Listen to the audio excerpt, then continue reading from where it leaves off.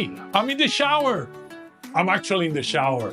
Listen, I thought it'd be a great opportunity to show you what's special about a disability toilet, like the kind we need to absolutely include in our rooming house builds. If you come with me, I'll show you. So here in the shower, as you can see, the first thing that you can tell is that there's no shower screen. Unfortunately, we can only put a shower curtain to make sure that things can move out of the way and that people can kind of roll into here if they are in a wheelchair. The second thing that is different is this bench, right? And it's fun, you pull it down and you can see it, and it actually makes it quite convenient. However, it's really designed for people with mobility issues who can't be standing all the way through the process of having a shower. They can actually kind of be here. Then in the shower assembly, there's a few things that are different. The first thing is you can see a whole bunch of rails designed for people to grab to and to be able to kind of maneuver around the shower. But there's also a couple of other things that are a little bit different. So the first one is this. This is a in-wall mixer, which has a special handle. So that way people with mobility issues in their hands can go and open that up. We'll be able to kind of move it around, pull it either side, pull it in and out. Again,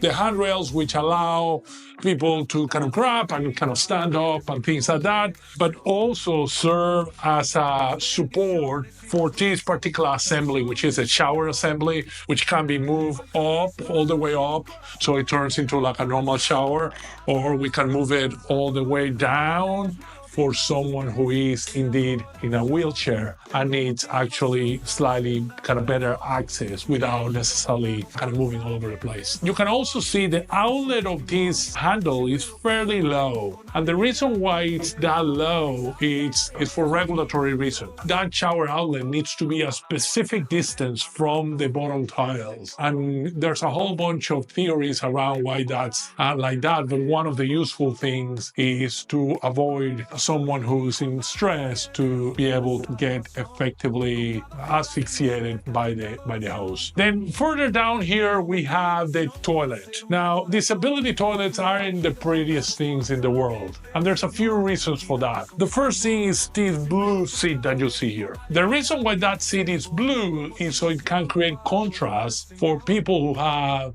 visual impairment. So it can create contrast for people who can't see really well, so they can see either where they need to aim or where they need to sit. We're hoping that obviously the tenants can also aim or sit in the right place. Now, you see there's a back seat here, there's a backrest here, and that's to interact with some of the straps and some of the kind of tools that people with mobility issues sometimes. The tank is actually not anything special, except that the positioning is there and the piping is there to allow the position of the toilet to be in the right place. And then here on the side, you see there's a fairly strong handrail. The handrail is, stainless steel. It has certain requirements, but also the wall behind it needs to be reinforced so that way I brought this with enough strength without necessarily creating damage in the plaster. Now, if I turn around, you can see here the basin is actually not any different to a normal basin, except that it doesn't have a cabinet on that. And the reason why it doesn't have a cabinet is so someone in a wheelchair can ultimately roll in there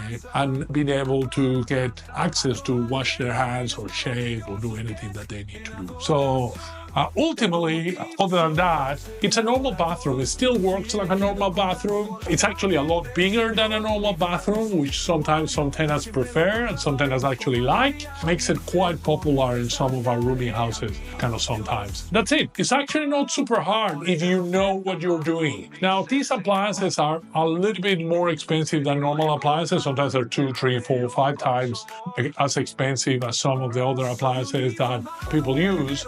But ultimately, I think it's kind of part of what needs to happen as part of building the kind of properties we build, and it's kind of part of what we take care of. Anyway, that's all I have for you today. Hopefully that's been useful, and I look forward to talking to many of you very, very soon.